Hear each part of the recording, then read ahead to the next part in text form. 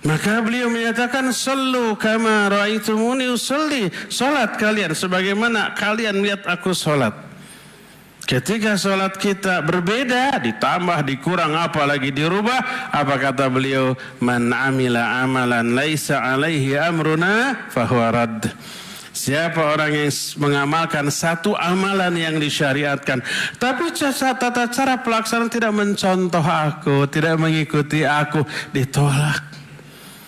Jaga dari aspek ketiga, kaifiyat, tata cara pelaksanaannya harus nyunnah sebagaimana yang dicontohkan oleh Nabi SAW. Keempat, jaga dari aspek waktu. Lakukan sholat di awal waktu, jangan di tengah, apalagi di akhir, jangan ditunda-tunda. Ketika Rasul sallallahu alaihi wasallam ditanya ayyul a'mali afdal, amal apa yang paling utama, beliau menyatakan as-salatu, dalam satu riwayat fi awwali waqtiha, dalam riwayatin fi awwali waqtiha, salat di awal waktu. Azan kita segera, jangan ditunda-tunda, baru azan, belum qomat, setelah qomat belum takbir, setelah takbir nanti salam juga belum, setelah beres salam nanti waktu masih panjang, taswif namanya. Itu termasuk melalaikan hak Allah dari aspek waktu. Dan yang kelima, jaga sholat dari aspek berjamaahnya. Lakukan sholat berjamaah di masjid, jangan di rumah sendirian tanpa adanya uzur. Bisa ke masjid. Kalau pergi ke tempat-tempat lain yang jauh, yang melelahkan, yang harus mengeluarkan ongkos dan tenaga yang besar, mau kita berangkat ke gunung cross country umpamanya, ke pantai umpamanya, ke tempat-tempat wisata lebih jauh dan pakai biaya, itu bisa, mampu. Kenapa ke masjid hanya berapa langkah? Tidak. Nggak perlu pakai ongkos, nggak perlu mengeluarkan tenaga yang banyak, nggak memerlukan waktu yang lama, hanya beberapa langkah tanpa udzur, nggak bisa. Inilah 5 aspek yang harus dijaga tentang sholat.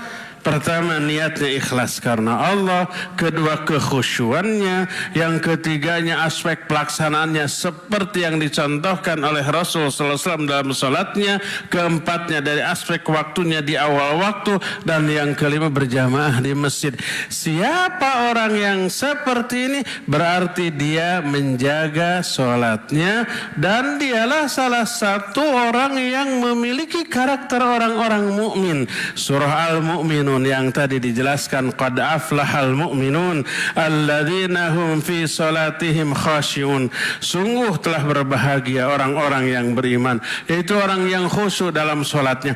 Di akhir penjelasan tentang ayat itu Allah menyatakan walladzina hum ala salawatihim yuhafizun. Orang-orang mukmin adalah orang-orang yang selalu menjaga salat-salat mereka, menjaga 5 aspek yang tadi dijelaskan tuh. Apa janji Allah kepada mereka? Ulaika humul warithun alladzina yarithunal firdaus hum fiha khalidun. Mereka lah orang-orang yang akan menjadi ahli waris, menerima warisan.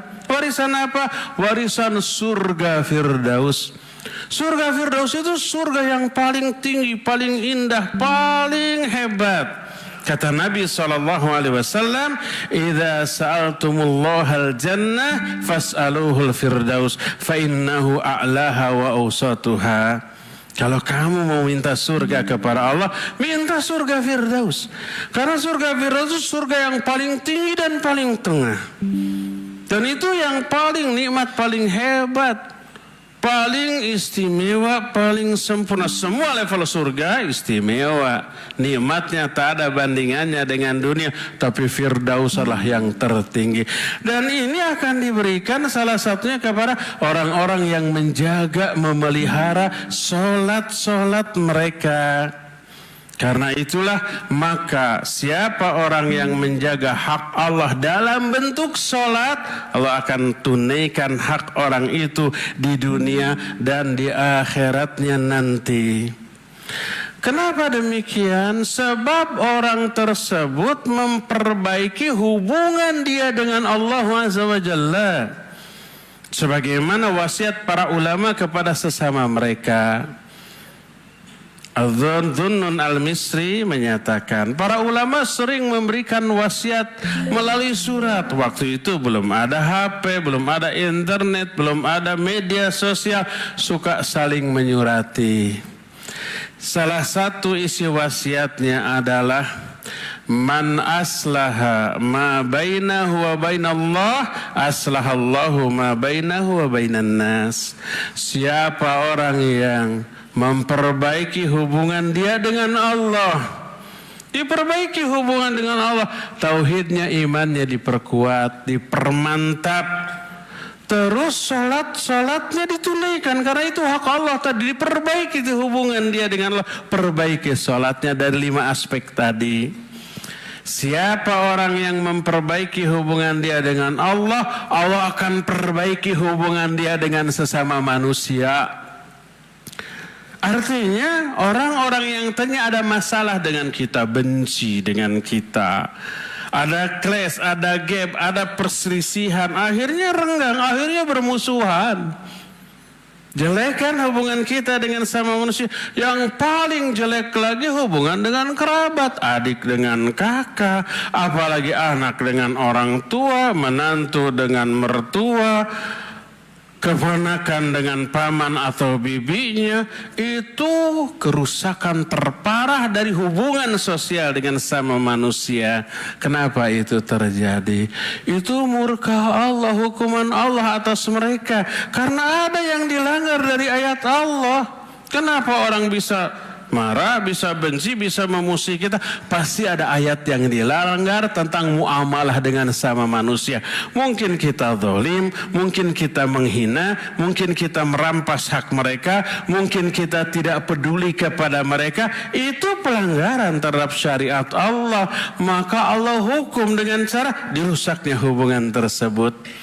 Makanya kata para ulama, di antara Syekh Al-Utsaimin rahimahullah, kalau ada perselisihan antara kita dengan sama manusia, terlebih perselisihan itu antara suami dengan istri, antara orang tua dengan ayah, antara orang tua dengan anak, maka solusi awal tobat.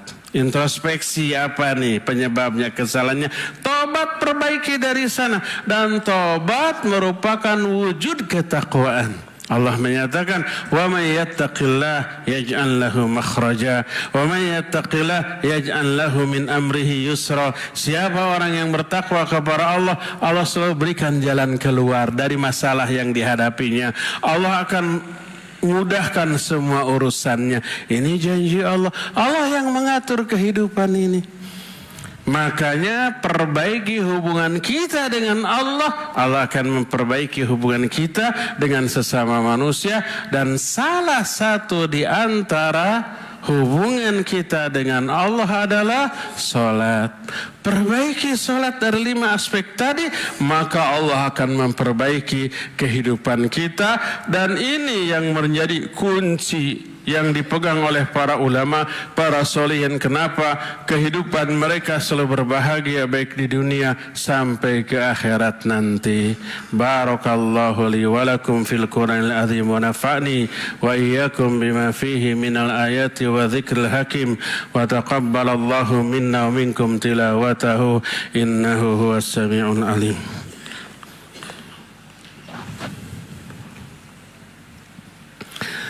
Alhamdulillahilladzi arsala rasulahu bil huda wa dinil haqq liyudhhirahu 'alad dini kullih wa kafa billahi shahida wa asyhadu an la ilaha illallah wahdahu la syarika lah iqraran bihi wa tauhida wa asyhadu anna Muhammadan 'abduhu wa rasuluh sallallahu alaihi wa alihi wa ala alihi wa ashabihi wa sallama taslima mazida.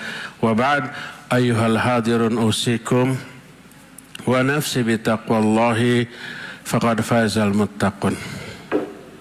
Hadirin sidang Jumat yang Allah muliakan, salah satu di antara wasiat para ulama seperti yang dituturkan oleh Dhunnun al-Misri tadi, Yang poin yang pertama, man aslaha ma bainahu wa bainallah aslahallahu ma bainahu wa baina annas. Siapa orang yang memperbaiki hubungan dia dengan Allah, Allah akan perbaiki hubungan dia dengan sama manusia. Itu poin pertama.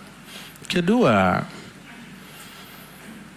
man aslaha amra akhiratihi aslahallahu amra dunyahu. Siapa orang yang memperbaiki urusan akhiratnya, Allah akan perbaiki urusan dunianya. Urusan akhirat itu ibadah kepada Allah. Salat, saum, zakat, infak, sedekah, umrah ataupun haji dan yang sejenisnya itu urusan akhirat. Ibadah amal soleh itu urusan akhirat. Perbaiki aspek itunya. Memperbaiki ibadah, memperbaiki amal soleh berarti memperbaiki akhirat. Termasuk sholat yang paling inti setelah tauhid. Memperbaiki sholat dari 5 aspek tadi berarti memperbaiki akhirat kita. Karena sholat adalah amal pertama yang amat dihisab, yang akan dihisab oleh Allah. Inna kata Rasul sallallahu alaihi wasallam, sesungguhnya awwala ma yuhasabu bihil amdu yaumal qiyamah as-shalah. Yang akan pertama kali dihisab dari amal seorang hamba pada hari kiamat salatnya. Salatnya bagus, akhiratnya berarti bagus tuh. Maka apa akibatnya? Urusan dunia dia Allah akan perbaiki. Yang dari itu ruwetnya urusan dunia kita, hubungan sosial kita nggak bagus dengan sesama. Ruwet tuh, bikin hidup tidak betah. Terus urusan ekonominya juga aduh liar. Akibatnya hidup tidak terasa nyaman. Dan itu dikatakan urusan dunianya buruk. Kenapa? Itu azab Allah. Karena dia melalaikan urusan akhirat dia. Akhiratnya dia tidak pedulikan tuh. Sholatnya diabaikan. Dilaksanakan ala kadarnya, asal-asalan, entah sah entah tidak, entah diterima entah tidak peduli, entah apakah khusyuk apakah tidak, ikhlas apakah tidak, sesuai dengan sunnah Nabi ataukah tidak, nggak peduli, nggak mau belajar tentang hal itu. Padahal itu urusan akhirat dan berpengaruh kepada kehidupan dunia. Maka memperbaiki agama kita, memperbaiki sholat dan ibadah serta amal soleh kita berarti memperbaiki urusan akhirat kita. Allah jamin Allah akan perbaiki urusan dunia dia. Kata para ulama tadi, man aslaha amro akhiratihi aslahallahu amro dunyahu. Siapa orang yang memperbaiki urusan akhiratnya, Allah akan perbaiki urusan dunianya. Makanya banyak tuh janji Allah, kalau kalian iman takwa diberi rizki. Wa may yattaqillah yaj'al lahu makhraja wa yarzuquhu min haitsu la yahtasib. Yang bertakwa akan diberikan rizki yang tak disangka-sangka. Walau anna ahlal qura amanu wattaqau la fatahna alaihim barakati minas sama'i wal ard. Seandainya penduduk suatu negeri beriman dan beramal soleh, kami buka pintu-pintu barakah dari langit dan dari bumi. Faqultu astaghfiru rabbakum innahu kana ghafara yursilis sama'a alaikum midrara wa yumdidkum bi amwali wa banin. Beristighfar kalian karena Allah Maha Pengampun. Kalau kalian istighfar, Allah akan turunkan hujan rahmat. Allah akan limpahkan harta dan anak-anak yang banyak. Lihat janji Allah kepada orang yang memperbaiki aspek agamanya, aspek ibadah, aspek amal soleh, aspek akhiratnya, aspek dunianya juga oleh Allah akan diperbaiki. Karena itulah kalau kita ingin nyaman hidup, bahagia dan sejahtera, beres urusan dunia kita, maka bereskan urusan akhirat kita.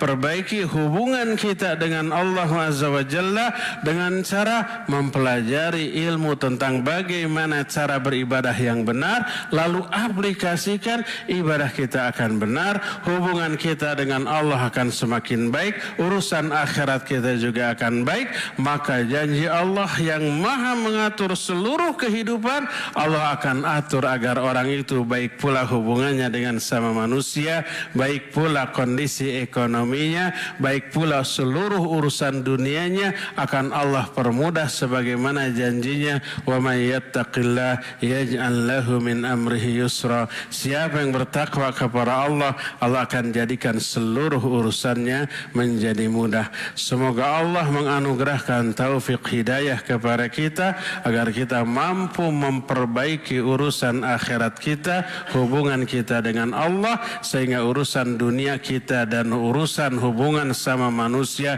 juga akan lebih baik dalam kehidupan kita. Innallaha wa malaikatahu yusalluna 'alan nabi ya ayyuhalladzina amanu sallu 'alaihi wa sallimu taslima. Allahumma shalli 'ala Muhammadin nabiyyin ummi wa 'ala alihi wa sahbihi wa sallim. Allahumma ighfir lil mu'minina wal mu'minat wal muslimina wal muslimat al ahya'i minhum wal amwat. Rabbana zalamna anfusana wa illam taghfir lana wa tarhamna lanakunanna minal khasirin. Rabbana hab lana min azwajina wa dhurriyyatina qurrata a'yun waj'alna lil muttaqina imama. Allahumma aslih lana dinana allati hiya ismatu umurina wa aslih lana dunyana allati fiha ma'ashuna wa aslih lana akhiratana allati fiha ma'aduna waj'alil hayata ziyadatan lana fi kulli khair waj'alil mauta rahatan lana min kulli syarr.